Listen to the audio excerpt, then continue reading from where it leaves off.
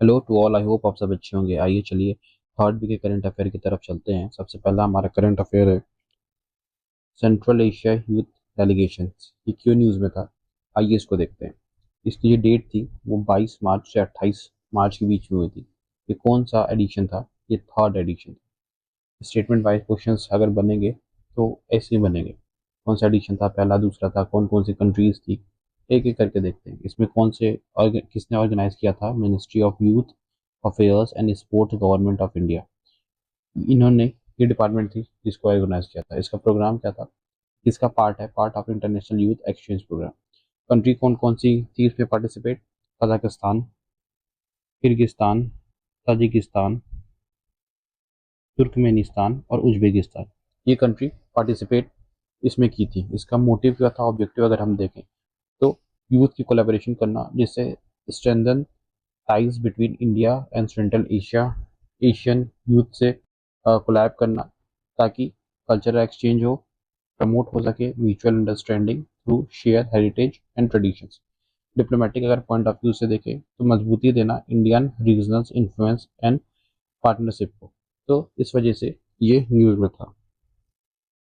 आइए अगले current affair की तरफ चलते हैं। इंटरनेशनल फॉरेस्ट डे कब ये सेलिब्रेट किया जाता है? आइए देखते हैं। इसको सेलिब्रेट किया जाता है 21 मार्च को। इसकी जो थीम थी इस बार की वो था फॉरेस्ट एंड फूड। इस्टेब्लिश कब हुआ था? इस्टेब्लिशमेंट ईयर कब थी? यूनाइटेड नेशंस में के अंडर में, United nation general assembly in 2012 में हुआ था। इसका ऑब्जेक्टिव क्या है? अवेयरनेस बढ़ाना about the major importance of forest के बारे में, लोगों को अवेयरनेस बढ़ाना और प्रमोट करना। क्या चीज़? Sustainable management. इसके बाद इसमें कुछ की हाइलाइट्स की बात की गई थी। क्या क्या बात की गई थी, आइए देखते हैं। फोकस किस एरिया पर करना है? रोल रहेगा फॉरेस्ट में इन food security, nutrition and sustainable livelihood पे। ये इनका फोकस एरिया था। आगे चलें तो जो फूड एंड एग्रीकल्चर ऑर्गेनाइजेशन है उसका 80th एनिवर्सरी था। इसमें स्पेशल, एक मिनट इसको जूम करते हैं थोड़ा, इसमें स्पेशल एम्फोसाइज किया गया था किस पे? फॉरेस्ट के कंजर्वेशन पे और सस्टेनेबल फूड सिस्टम। इस पे मेनली इनका फोकस था। कैंपेन की बात करें, कैंपेन चला गया था क्या? Union decade on ecosystem restoration ये स्टार्ट किया है यूएन द्वारा। कब से? 2021 से 2030 तक। ट्रिलियन ट्री इनिशिएटिव लिया गया है for a forestation. 1 trillion tree लगाएंगे इस बीच, तो इसलिए ये न्यूज़ में था। और इंटरनेशनल डे ऑफ फॉरेस्ट। अब बताइए इससे ज़्यादा बाहर क्वेश्चन क्या ही पूछेगा। हर एक पॉइंट तो कवर कर लिया। इसी के साथ कुछ और एक्स्ट्रा चीज़ देखते हैं हम लोग। जैसे फॉरेस्ट कवर इन इंडिया की बात करें तो जो ISFR की रिपोर्ट 2023 की थी उसके अकॉर्डिंग अगर हम देखें तो 21.71% जो टोटल फॉरेस्ट है। टाइप्स ऑफ फॉरेस्ट अगर हम बात करें तो सबसे ज़्यादा डेंस फॉरेस्ट कितने हैं? 3.04% ऑफ टोटल एरिया के 3.04% है। मॉडरेट अगर हम बात करें, मॉडरेट डेंस फॉरेस्ट कितने हैं? 9.33% है। ओपन एरिया फॉरेस्ट अगर की हम बात करें तो 9.34% है। ये तो टाइप ऑफ फॉरेस्ट हो गए। अगर हम बात करें state wise forest, state wise forest में सबसे ज़्यादा फॉरेस्ट कहाँ पे है? MP में है। उसके बाद अरुणाचल प्रदेश में है। उसके बाद अगर हम यूटी की बात करें तो लक्षद्वीप में है highest percentage forest cover relative to its area. तो ये करंट अफेयर भी हमारा कंप्लीट हो गया। आइए चलिए अपने अगले करंट अफेयर की तरफ चलते हैं। WMF, WMF monitoring Hyderabad Musi river. WMF का फुल फॉर्म है वर्ल्ड मोनूमेंट्स फंड, जो कि कहाँ पे बेस्ड है? ये एक NGO है। कहाँ पे है ये? न्यूयॉर्क में। ये जो ये NGO है ये एक हिस्टोरिक साइट और कल्चरल हेरिटेज को प्रोटेक्ट करने के लिए काम करती है। हर 2 साल पे, मतलब अगर हम बात करें तो हर 2 साल पे ये जो है ये लिस्ट रिलीज करती है, जिसमें कहती है कि वर्ल्ड में जितने भी मॉन्यूमेंट्स हैं जहाँ वो साइट्स को हाईलाइट करती है जिससे क्लाइमेट चेंज और अर्बनाइजेशन की वजह से वो पॉल्यूट हो रहे हैं। अगर हम बात करें मूसी रिवर की तो जो मूसी रिवर है वो तेलंगाना तेलंगाना में फ्लो करती है और हैदराबाद को ओल्ड और न्यू सिटीज के पार्ट में डिवाइड करती है। ये एक्चुअली ट्रिब्यूटरी है कृष्णा रिवर की। तो पूछा जा सकता है कि जो मूसी रिवर है वो किसकी ट्रिब्यूटरी है? तो वो कृष्णा रिवर की ट्रिब्यूटरी है। इसलिए ये न्यूज़ में था। इसमें इंपॉर्टेंट है मूसी रिवर के बारे में जानना। आइए आगे बढ़ते हुए अपने अगले करंट अफेयर की तरफ चलते हैं। क्या है हमारा अगला करंट अफेयर, जो कि है सर्जिकल टेली रोबोटिक सिस्टम्स। ये क्या चीज़ है, क्यों ये न्यूज़ में आया हाल में ही? ये जो एसएसआई मंत्रा है, पहले इसको समझते हैं फिर बताते हैं क्या है। हाल में ही एक ऑपरेशन किया गया है, कितनी डिस्टेंस से, 286 किलोमीटर से, किसके जरिए, रोबोट सिस्टम के जरिए, जिसमें जिसमें एक टेक्नोलॉजी यूज की गई है, वो है एसएसआई मंत्रा। इसका जो मेन पर्पज है, वो ये जो, अगर हम बात करें इसके पर्पज की, तो वो प्रिसीजन सर्जरी, मिनिमल इन्वेशन और रिमोट एक्सेस। तो इसलिए ये न्यूज़ में था। अगर हम बात करें कि, और हम देखें क्यों ये न्यूज़ में रहा, क्योंकि system like da Vinci expanding Asia health care access मिलेगी, remote surgery for rural area. तो ये एग्जाम में पूछे जाने के चांसेस है। स्टेटमेंट वाइज क्वेश्चन बना देंगे।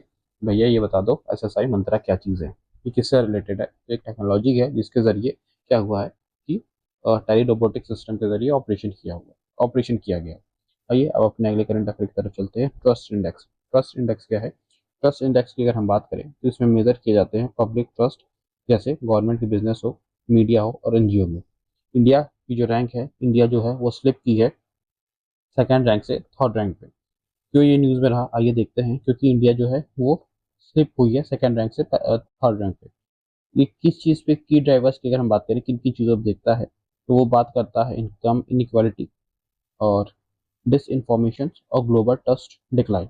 इन सारे पैमानों पे बात करता है। अगर हम मीडिया के टेंशन की बात करें, highlight governance and social challenges को देखता है, पब्लिक रिएक्शंस को देखता है कि debate on trust in institutions और पॉलिसी फेलियर्स, इन सारी चीज़ों को देखता है। अगर हम बात करें डायमेंशंस कौन कौन से इसमें कवर होते हैं, सोशल डायमेंशन होते हैं, इकोनॉमिकल डायमेंशन होते हैं, politicals and media and information के डायमेंशन कवर होते हैं। तो इसमें आपको सिर्फ याद कर रखना है ट्रस्ट इंडेक्स में कि जो इंडिया की रैंक है वो स्लिप करके कौन सी आ गई है, थर्ड पे आ गई है। ये अपने अगले करंट अफेयर तरफ चलते हैं, जो कि है 2025 को डिक्लेयर किया गया है as the international year for of glacier preservation.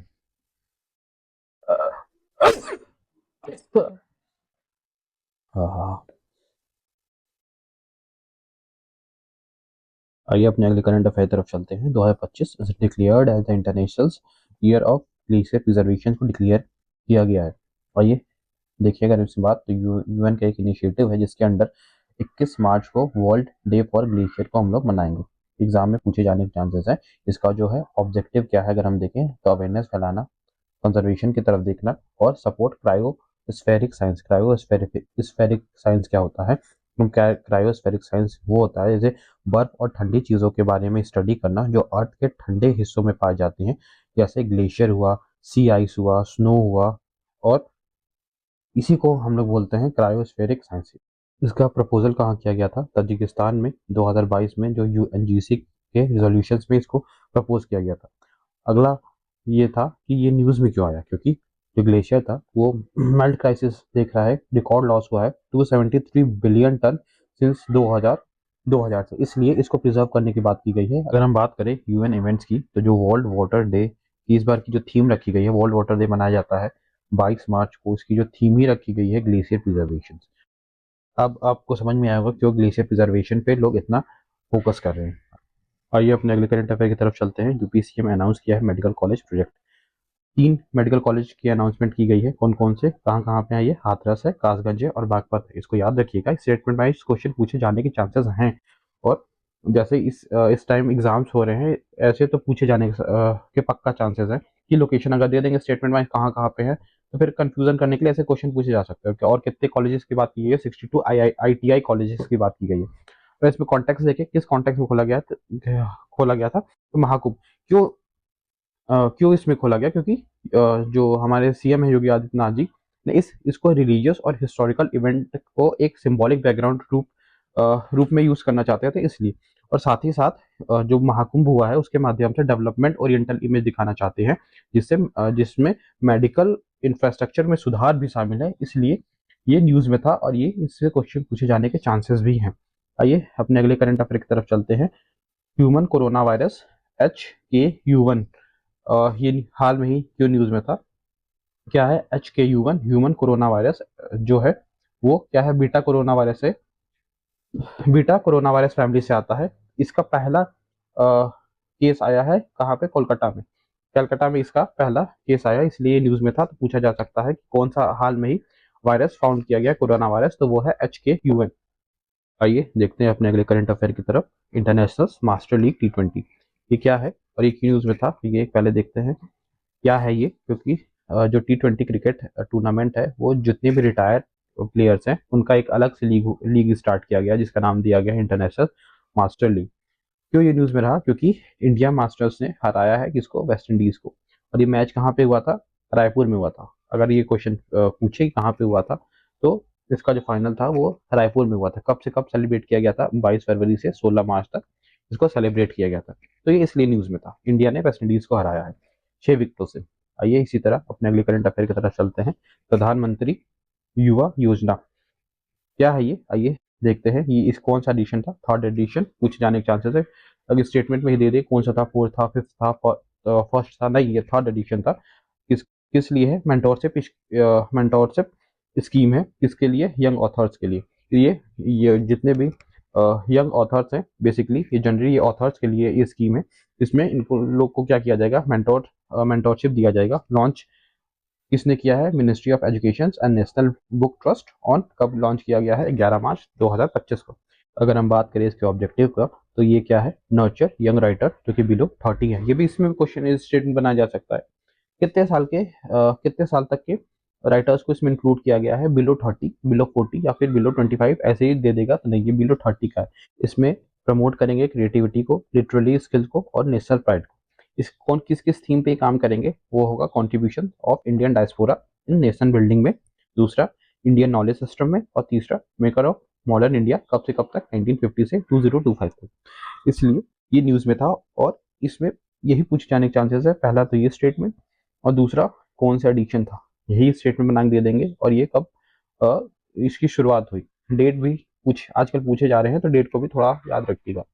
आइए आगे चलते हैं अपने अगले करंट अफेयर की तरफ। First ever temple dedicated Chhatrapati Shivaji Maharaj, what is it? क्या है ये?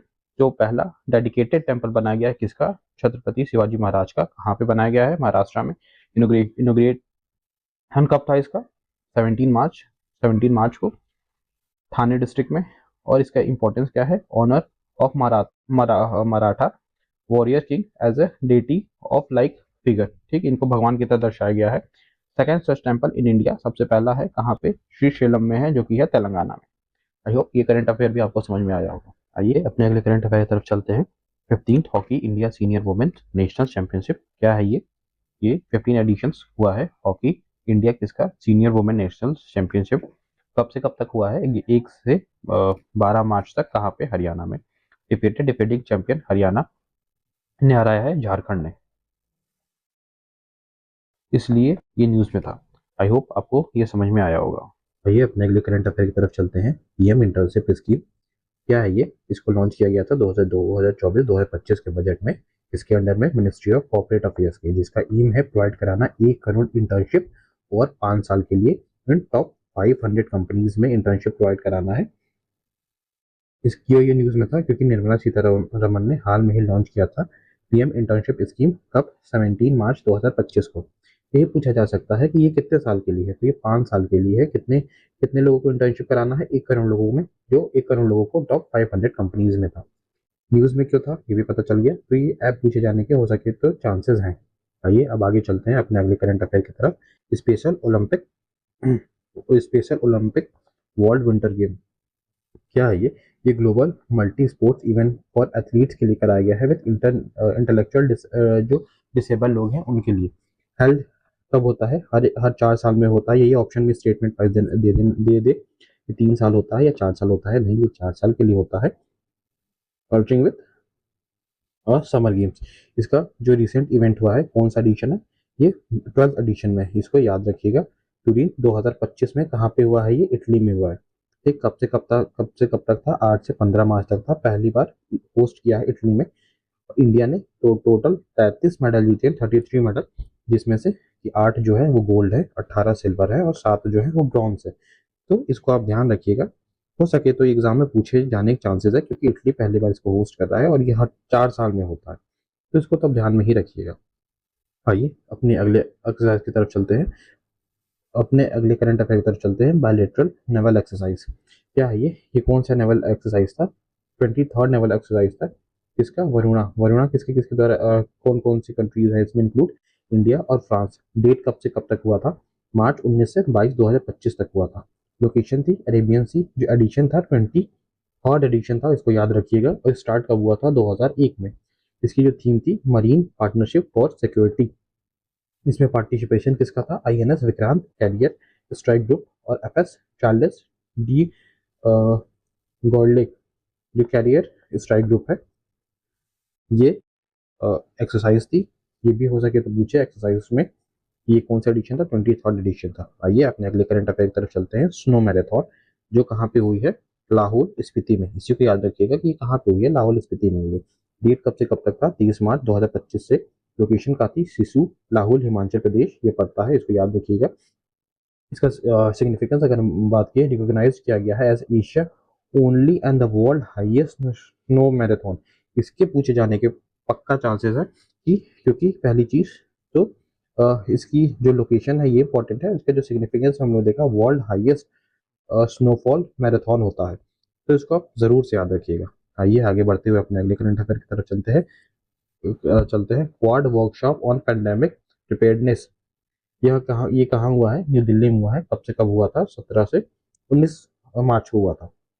क्वाड नेशन में कौन कौन से कंट्री है, इंडिया है, यूएस है, जापान है, ऑस्ट्रेलिया है। स्टेटमेंट में अगर सपोज जापान को ही हटा के चाइना दे दिया तो नहीं, ये जापान ही कंट्री है। इसका ऑब्जेक्टिव क्या है, क्यों ये लाया गया था क्वाड वर्कशॉप पैंडेमिक प्रिपेयर्डनेस। अगर हम देखें इसका ऑब्जेक्टिव, तो कंट्री शेयर करेंगे अपने पैंडेमिक प्रिपेयर्डनेस एक्सपीरियंस, ताकि आगे अगर कुछ भी ऐसी चीजें हो तो उसको टैकल कर सके। इसका यही ऑब्जेक्टिव था इस वर्कशॉप का। आइए अब अपने अगले करंट अफेयर की तरफ चलते हैं। कबड्डी वर्ल्ड कप 2025 ये पूछे जाने के चांसेस हैं। कब हुआ था, डेट को थोड़ा याद रखिएगा। मार्च में हुआ था, 17 से 23 मार्च तक। लोकेशन कहाँ पे थी, वेस्ट मिडलैंड्स इंग्लैंड में। मार्किंग फर्स्ट टाइम हुआ था टूर्नामेंट होस्टेड आउटसाइड इंडिया। तो इसको भी याद ही रखिएगा कि पहली बार ऐसा हुआ है कि एशिया के बाहर जो कबड्डी वर्ल्ड कप ऑर्गेनाइज हुआ है। इसका इंपॉर्टेंस अगर हम बात करें, जो टूर्नामेंट है वो रिलोकेशन किया गया है एशिया से बाहर। कहाँ पे ये हुआ है, इंग्लैंड में। To the UK underscores the global expansion kabaddi and its growing international appeal. अगर हम पार्टिसिपेशन की बात करें तो मैन और वुमेन दोनों पार्टिसिपेट किए थे। अगर हम मैन की बात करें तो इसमें 9 टीम थी total, including India, England, Scotland and Wales. Women's की टीम की बात करें, इसमें टोटल 6 टीम थी, इसमें इंडिया और इंग्लैंड दोनों ही इंक्लूड थी। इसलिए ये इंपॉर्टेंट हो जाता है ये करंट अफेयर, क्योंकि ये एशिया के बाहर किया गया था, ऑर्गेनाइज किया गया था पहली बार। आइए इसी तरह अपने अगले करंट अफेयर की तरफ चलते हैं। इंडिया का पहला PPP green waste processing plant.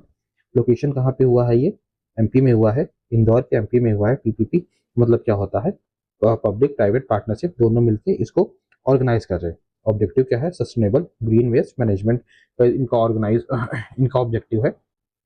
अगर हम बात करें इसमें क्या क्या आएगा ग्रीन वेस्ट मैनेजमेंट में, तो ये प्रोवाइड करेंगे लैंड और सप्लाई करेंगे ग्रीन वेस्टेज, मैनेज करेंगे वेस्ट ट्रांसपोर्टेशन, प्राइवेट पार्टनरशिप के साथ मिलकर कंस्ट्रक्ट करेंगे, कंस्ट्रक्ट एंड ऑपरेट्स करेंगे प्लांट को, और प्रोवाइड करेंगे इंफ्रास्ट्रक्चर जैसे सीड्स, पावर और वाटर, जिससे जो सस्टेनेबल ग्रीन इंडिया बन सके।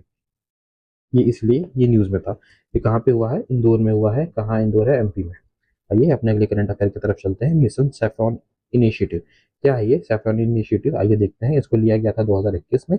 जो इनिशिएटिव है, leadership spirit union minister Jitendra Jitendra Singh द्वारा इसको इनिशिएट किया गया था। इसका ऑब्जेक्टिव क्या है, एक्सपेंड करेंगे सैफरॉन की कल्टीवेशन को बिहाइंड ट्रेडिशन एरिया, जो जिनका ट्रेडिशन एरिया है वहाँ से इसको एक्सपेंड करेंगे। सैफरॉन जनरली होता है कश्मीर कश्मीर के साइड में, नॉर्दर्न साइड में, क्योंकि ये एनहेंस करेगा प्रोडक्शन एंड इकोनॉमी बेनिफिट्स इनसे मिलेगा। अगर हम बात करें सिग्निफिकेंस की, इससे क्या होगा, तो डाइवर्सिफिकेशन ऑफ एग्रीकल्चर, एग्रीकल्चर में डाइवर्सिफिकेशन आएगी, प्रैक्टिस होगा।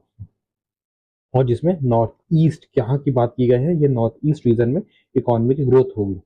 एक्सपेंशन ऑफ नॉर्थ ईस्ट में अगर हम बात करें तो नॉर्थ ईस्ट में सेफ्रॉन लगाने की बात कर रहे हैं। तो इसमें स्टेट कौन कौन से इन्वॉल्व हैं, सिक्किम है, अरुणाचल प्रदेश है, मेघालय है, with plan from Nagaland and plan with जिसके प्लान है उनका नागालैंड और मणिपुर के लिए भी। जो करेंट कल्टीवेशन है लार्ज स्केल ऑफ फार्मिंग कहाँ पे हो रही है, अरुणाचल प्रदेश और सिक्किम। ये था। अगर हम क्वेश्चन पूछे कि सेफ्रॉन कहाँ किस और जगह इसको रिलोकेट करने की बात की गई है। रिलोकेट तो गलत टर्म होगा, इसको जो एक्सपेंड करके कल्टीवेशन कर कहाँ की बात की जा रही है, तो वो है नॉर्थ ईस्ट के रीजन। आई होप ये आपको समझ में आया होगा। आइए अपने अगले करंट अफेयर की तरफ चलते हैं। सेकंड खेलो इंडिया पैरा गेम 2025, ये जो था ये इवेंट था सेकंड, ये दूसरी बार ऑर्गेनाइज किया गया था। कहाँ पे? दिल्ली में। तो अगर ये पूछे कि कहाँ हुआ था, तो ये दिल्ली में हुआ था, कोई अदर स्टेट में नहीं हुआ था। स्टेट में कंफ्यूज कर सकते हैं, तो इसको याद रखिएगा। डेट में आजकल जैसे हम लोगों ने यूपीसीएस में देखा, इसमें भी आने के पूरे चांसेस हैं कि सफल करके दे देगा, डेट्स को और मैच करने को देगा। तो ये मार्च 20 से 27 मार्च तक ये ऑर्गेनाइज किया गया था। पार्टिसिपेंट्स अगर हम बात करें तो 1300 total para athlete from 36 district and UT. अगर इसमें बात करें कौन कौन थे, तो पैरा आर्चरी थे, पैरा एथलीट थे, para badminton, para power lifting, para shooting, para table tennis. तो इसमें यही पूछे जाने के चांसेस है इसमें। ये इवेंट जो था वो दूसरा था और इसका ऑर्गेनाइज कहाँ हुआ था? न्यू दिल्ली में हुआ था। आइए अपने अगले करंट अफेयर की तरफ चलते हैं। 2025 स्टॉकहोल्म वाटर प्राइज किसको मिला है? जो 2025 को, तो इनका इनका नाम है गुंटर ब्लोस्चल, ऑस्ट्रेलियन एक हाइड्रोलॉजिस्ट है। इन्होंने प्रेजेंट किया था, क्या प्रेजेंट किया है? Stockholm water foundation in collaboration with, presented किसने दिया है, सॉरी, इसको इनको किसने दिया है? Stockholm water foundation in collaboration with royal Swedish academy science. इन लोगों ने इनको स्टॉकहोम वाटर प्राइज दिया है। Event to be awarded during the water week Stockholm August 2025, इसमें इनको मिला है। तो यही पूछा जा सकता है कि ये वाटर प्राइज किसको मिला है? तो वो कौन है? गुंटर और ब्लोस्चल, इनको मिला है। ये कौन कहाँ के हैं हाइड्रोलॉजिस्ट? वो है ऑस्ट्रेलिया के। बटलर पैलेस की ये न्यूज़ बता, इसकी सिर्फ लोकेशन इंपॉर्टेंट है और ये किसने बनाया था ये इंपॉर्टेंट है, और बाकी चीज़ें नहीं है। ये एक्चुअली ये न्यूज़ इसलिए था क्योंकि इसको रिवैम्प किया गया है into a book cafe and cultural hub की तरफ। कहाँ पे है ये लोकेशन? ये लखनऊ में है। यूपी करंट अफेयर पूछा जा सकता है कि बटलर पैलेस कहाँ पे? ये लखनऊ में है। इसको बिल्ड कब हुआ था? 1915 में। किसने कराया था इसको? राजा महमूदाबाद ने। तो सिर्फ यही एक इम्पोर्टेंट न्यूज़ है। ये प्लेस बहुत ज़रूरी है, इसलिए इसको ऐड हुआ है ये। आइए अपने अगले करंट अफेयर की तरफ चलते हैं। राष्ट्रीय कर्मयोगी जन सेवा प्रोग्राम प्रोग्राम लॉन्च किसने किया था? इसको लॉन्च किया है सीबीसी ने, कैपेसिटी बिल्डिंग कमीशन ने इसको लॉन्च किया था। इसका ऑब्जेक्टिव क्या है? ट्रांसफर करना mindset the central government employ की टुवर्ड्स सिटीजन सेंट्रिक गवर्नेंस। ठीक, इसमें क्या है? इसमें ट्रांसफॉर्म करेंगे माइंडसेट किसकी? सेंट्रल गवर्नमेंट के एम्प्लॉय के टुवर्ड्स जो सिटीजन सेंट्रिक गवर्नेंस है। इनका जो फोकस है वो क्या है? सेवा भाव, अकाउंटेबिलिटी और अपस्किलिंग को एनहेंस करना। ये कब हुआ है? मार्च 2025 में हुआ है। फोकस करेंगे enhance public service deliver and employ self improvement में लोग का मेन फोकस एरिया है, इसलिए ये न्यूज में था। आइए अपने अगले करंट अफेयर की तरफ चलते हैं। सामर्थ इंक्यूबेशन प्रोग्राम क्या है? इसको लॉन्च किसने किया है? लॉन्च तो किया है centre for development telematics C DOT ने, और under the department of telecommunications government of India. इसका जो ऑब्जेक्टिव है, और ऑब्जेक्टिव क्या है? सपोर्ट करना किसको? स्टार्टअप को। किसमें? इन टेलीकॉम में और आईटी सेक्टर में। तो ये पूछा जा सकता है अगर इस स्टेटमेंट वाइज बना दे कि जो सामर्थ इंक्यूबेशन प्रोग्राम है वो किस लिए है, उसका ऑब्जेक्टिव तो करना है क्या है? इसका ऑब्जेक्टिव सपोर्ट करना स्टार्टअप इन टेलीकॉम और IT sector, focusing next generation technology पे इनका मेनली फोकस है। और जैसे जैसे लाइक 5G 6G AI, तो इन सारी चीज़ों पे इनका फोकस करना ये है। ये ऑफर करेंगे ग्रांट 5 लाख रुपए पर स्टार्टअप को। ये क्या करेंगे? ये ऑफर करेंगे। आई होप ये करंट अफेयर भी आपको समझ में आया होगा। ये अब आगे चलते हैं। वर्ल्ड वाटर डे 2025 का जो कब था? वो 22 मार्च को था। इसका जो थीम था ग्लेशियर प्रिजर्वेशन, हम लोगों ने ऊपर देखा था ग्लेशियर डे में। तो इसका जो है 22 मार्च को जो थीम है वाटर डे का वो था ग्लेशियर प्रिजर्वेशन। इसको स्टैब्लिश किसने किया है? अंडर यूनाइटेड नेशन इन 1993 में। इसका जो ऑब्जेक्टिव है राइज करना अवेयरनेस किसके बारे में? ग्लोबल वाटर इशू पे and advocate for sustainable water management में। ये इसका ऑब्जेक्टिव है। तो इसमें ये डेट पूछी जा सकती है और थीम पूछा जा सकता है कि क्या था थीम। आइए अपने अगले करंट अफेयर की तरफ चलते हैं जो कि है पर्पल फेस्ट। ये क्या है? ये पहली चीज जो है, ये डेट कब थी? 21 मार्च को थी। इसकी जो लोकेशन है वो कहाँ पे थी? राष्ट्रपति भवन न्यू दिल्ली। इसको ऑर्गेनाइज किसने किया है? Ministry of social justice and empowerment ने इसका जो ऑब्जेक्टिव है सेलिब्रेट करना उन टैलेंट्स को और अचीवमेंट्स को एंड एस्पिरेशंस जो दिव्यांग पर्सन और जो डिसेबल्ड पर्सन है उनके टैलेंट को ये सेलिब्रेट करने के लिए इसको बनाया गया है। ये इनिशिएटिव लिया गया है। कहाँ पे ऑर्गेनाइज किया गया था? न्यू दिल्ली में। तो पूछा जा सकता है जो पर्पल फेस्ट है ये किसके लिए है? तो वो डिसेबल्ड पीपल के लिए है। आई होप ये समझ में आया होगा। आइए अपने अगले करंट अफेयर की तरफ चलते हैं। Potti Sriramulu statue install हुआ है अमरावती में। पहले ये समझते हैं कौन थे ये पोट्टी श्री राम मुल्लू। जो पोट्टी श्री राम मुल्लू थे वो एक फ्रीडम फाइटर और रिवॉल्यूशनरी थे जिन्होंने आंध्र प्रदेश के फॉर्मेशन के लिए अपनी जान दी थी। और उन्होंने 56 दिन तक 56 दिन तक एक हंगर स्ट्राइक की थी जिसमें उन्होंने डिमांड किया था कि तेलुगु स्पीकिंग के लिए एक अलग से स्टेट बनाई जाए। इसलिए ये इतने फेमस और ये न्यूज में क्यों थे? उनके 125th बर्थ एनिवर्सरी पे उनकी स्टैचू बनाई गई है। कब? 16 मार्च को। और वो जो स्टैचू की हाइट है वो है 58 फुट। इसलिए ये न्यूज में थे। और कहाँ पे? आंध्र प्रदेश में। किसने अनाउंस किया है? इसकी सीएम जो है चंद्रबाबू नायडू। अब बताइए इससे बाहर ज्यादा क्वेश्चन क्या ही पूछेगा? सारी चीजें तो आपको एक जगह मिल। इसी तरह आइए देखते हैं अपने अगले करंट अफेयर की तरफ जो कि है डिगीटेक अवार्ड 2025। तो ये न्यूज में था। ये पहली चीज कब ये ऑर्गेनाइज किया गया था? 18 मार्च 2025 को। कहाँ लोकेशन है? लोकेशन आप लोग इसको हमेशा ध्यान रखिएगा, वो है न्यू दिल्ली। ऑर्गेनाइज कहाँ हुआ है? किसने किया है? इलेक्ट्रॉनिक्स गवर्नमेंट में। अगर हम इसका ऑब्जेक्टिव देखें तो ऑब्जेक्टिव ये है कि ये गवर्नमेंट सर्विस को ऑनलाइन प्रोवाइड कराना जिससे ऑनलाइन फॉर्म फिल हो सके, परमिट्स अप्लाई हो सके, गवर्नमेंट इंफॉर्मेशन एक्सेस करें। इसलिए ये न्यूज़ में था। ये जो अवार्ड की कैटेगरीज है वो क्या क्या है? Digital public infrastructure, DPI innovation, application of AI emerging technology, cyber security practices in e governance और grass root level initiative for service delivery. ये सारी चीज़ें इनके अवार्ड की जो भी कैटेगरीज है इनको दिया जाएगा। आइए जिसमें इनको डिस्ट्रीब्यूट किया जाएगा। आइए अब अपने अगले करंट अफेयर की तरफ चलते हैं जो है कुछ मिसलेनियस पॉइंट्स थे जिनको अलग से कवर किया है मैंने। आई होप ये आपको देख के समझ में आएगा। सबसे पहला हमारा ये है मिसलेनियस का point, Vijay Hazare trophy trophy sorry इसने कौन जीता है? कर्नाटका ने जीता है। इसी तरह ज्ञानेंद्र प्रताप सिंह जो क्या बने हैं? सीआरपीएफ के चीफ बने हैं। आइए देखते हैं अपने अगले मिसलेनियस पॉइंट को। 8 पीएम बने हैं कहाँ? ऑफ ट्रिनिडेड एंड टोबागो के। कौन बना है? लिखना भूल गया, सॉरी उसके लिए। तो ये बने हैं स्टुअर्ट यंग। ये जो बने हैं ये 8वें पीएम बने हैं। आइए अब अपने अगले मिसलेनियस पॉइंट को देखते हैं। पहली women to be elected as the president of International Olympic committee.